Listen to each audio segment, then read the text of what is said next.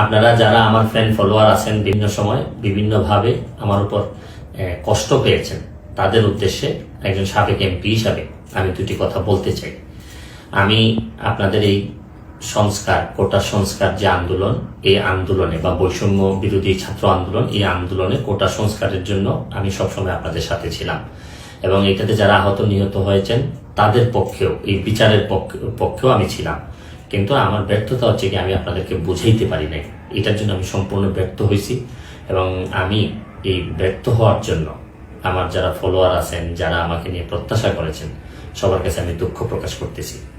আমি আপনাদেরকে আরেকটি কথা বলতে চাই, এখন যে কাঠামোগত সংস্কার আপনারা চাচ্ছেন, দেখেন এই সংস্কারের জন্য আমি বহু বছর আগে থেকেই কাজ করে যাচ্ছি। আপনারা দেখেন এই দুর্নীতির বিরুদ্ধে যুদ্ধ গত 15 বছরে আপনারা যে 2-3 জন মানুষ দুর্নীতির বিরুদ্ধে সোচ্চার ছিলেন, এর মধ্যে হয়তো আমাকে একজন আপনারা পাবেন। আপনারা জানেন যে আমি এস আলমের বিরুদ্ধে নিজে বাদী হয়ে মামলা করছি টাকা পাচারের জন্য। আপনারা জানেন যে আওয়ামী লীগের বর্তমান কমিটির যিনি প্রচার সম্পাদক আব্দুল সুবহান গোলাপ, তার আমেরিকাতে 9 বাড়ি থাকা নিয়ে আমি নিজে বাদী হয়ে মামলা করছি।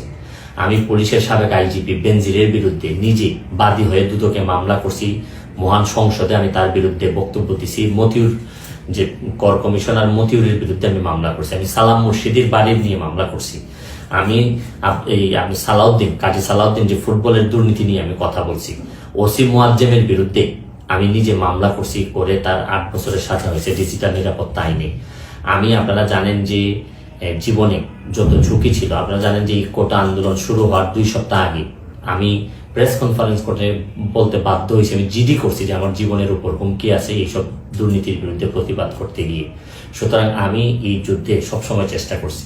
এখন আপনারা যারা যে যুদ্ধ শুরু করছেন, ছাত্র জনতার নেতৃত্বে যে যুদ্ধ, এই যুদ্ধে আমি মনে করি যে দুর্নীতির বিরুদ্ধে যুদ্ধ, এই যুদ্ধে আমি আপনাদের সবসময় আমি আপনাদেরকে দোয়া করি যে আমি যতদিন আসি চেষ্টা করে যাব দুর্নীতির বিরুদ্ধে এই যে যুদ্ধ, এই যুদ্ধে সবসময় শরীক থাকা, আমার জায়গা থেকে আমি চেষ্টা করব।